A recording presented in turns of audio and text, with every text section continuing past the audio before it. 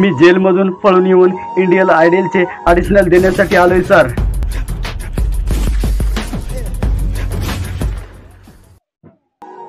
नमस्ते sir. मी लय गरीब हाव sir. मी आता जेलमधून पळून येऊन इंडियन आयडलचे ऑडिशनल देण्यासाठी आलोय सर.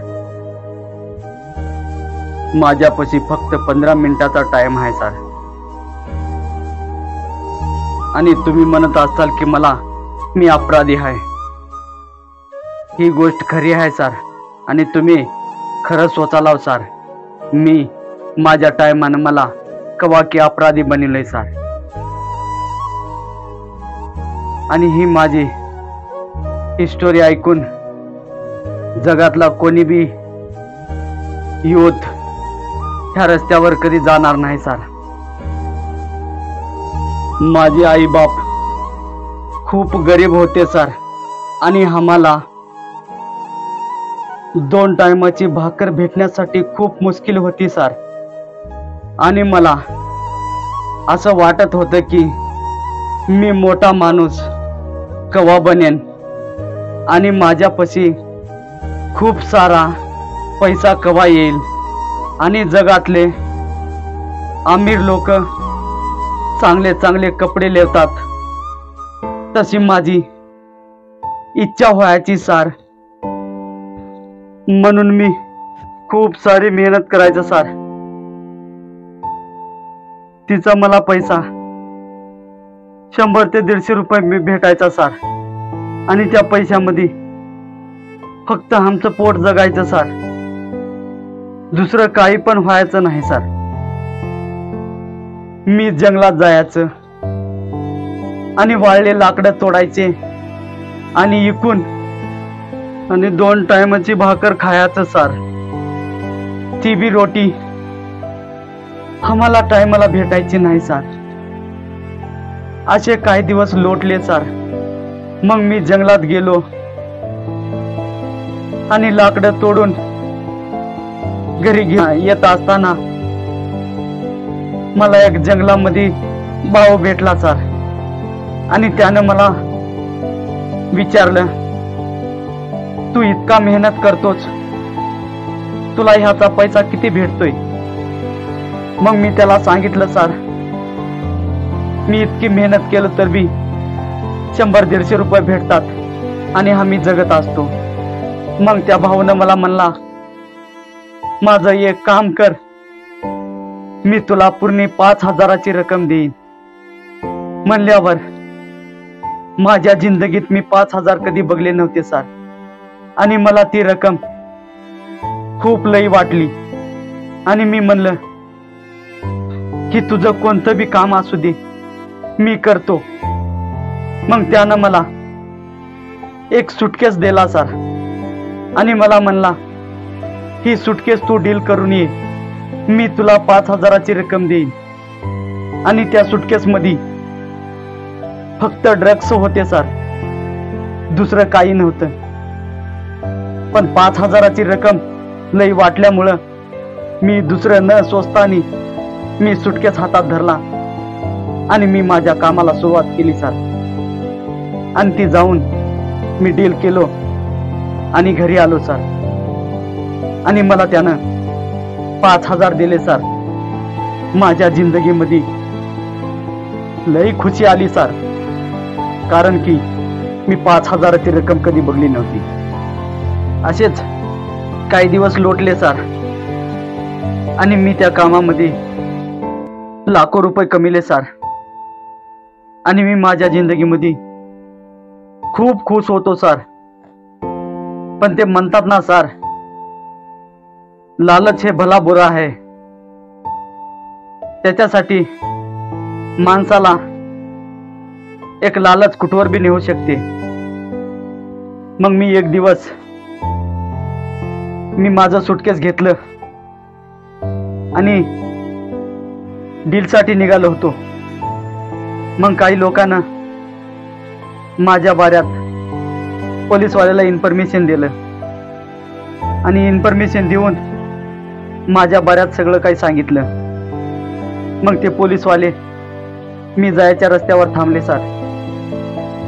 आणि मी अर्ध्या रस्त्यात गेलो की मी त्या पोलिसांना बघितलं आणि तिथून खूप पळत सुटलं सर. आणि ते पोलीसवाले माझ्या मागे लागले आणि मला पकडले सर. आणि पकडून मला जेलमध्ये आणले सर.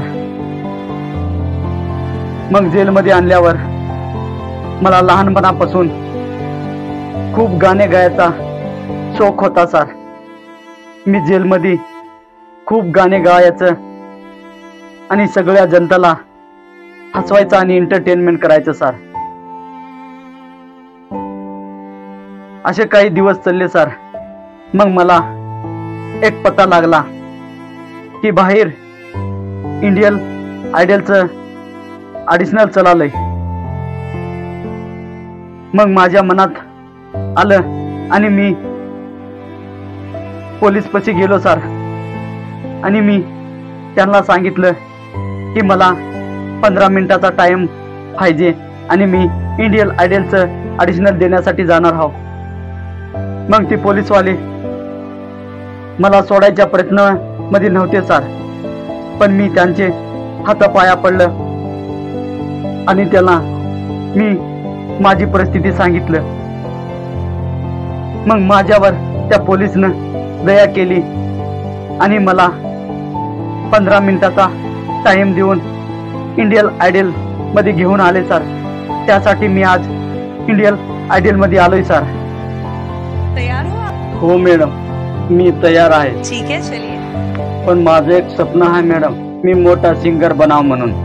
आपका जो सपना है, अगर आप सच्ची मन से देखते हैं वो सपना और आप उतने काबिल हैं वो सपना देखने के, तो डेफिनेटली हम आपको आगे लेके जाएंगे. ये पक्का वादा है. अगर आप डिजर्व करते हैं तो क्या गाना गाने वाले हैं? जी मैडम, मैं आज गाना रहा है जिंदगी की तलाश में मौत के कितने पास आ गए. क्या बात है, ब्यूटीफुल सॉन्ग. चलिए जरूर सुनते हैं. Come on brother, good luck. सोचो हम कितने मजबूर थे,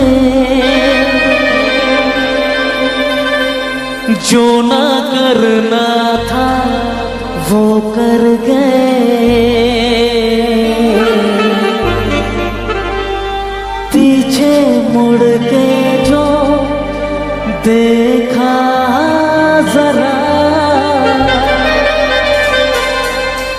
अपने हालात से डर गए. अपने हालात से डर गए.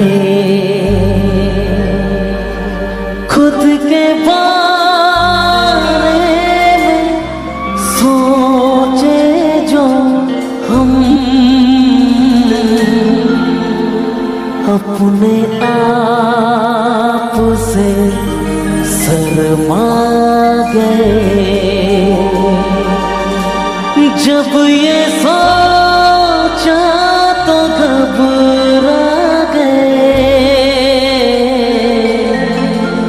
आ गए हम कहाँ आ गए.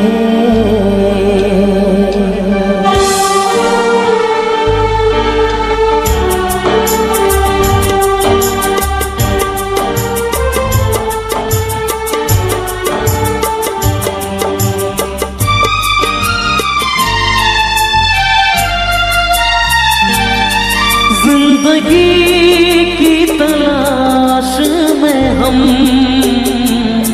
मौत के कितने पास आ गए. जब ये सोचा तो घबरा गए. आ गए हम कहाँ आ गए.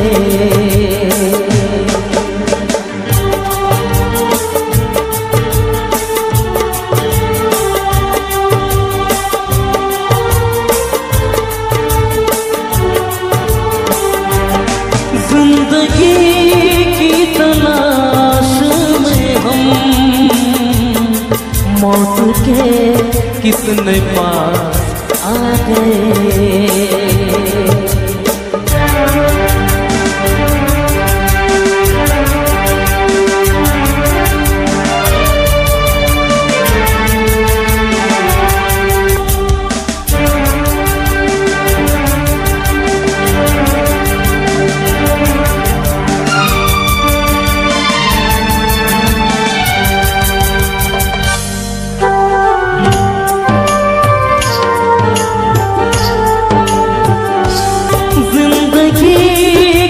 तलाश में हम मौत के कितने पास आ गए।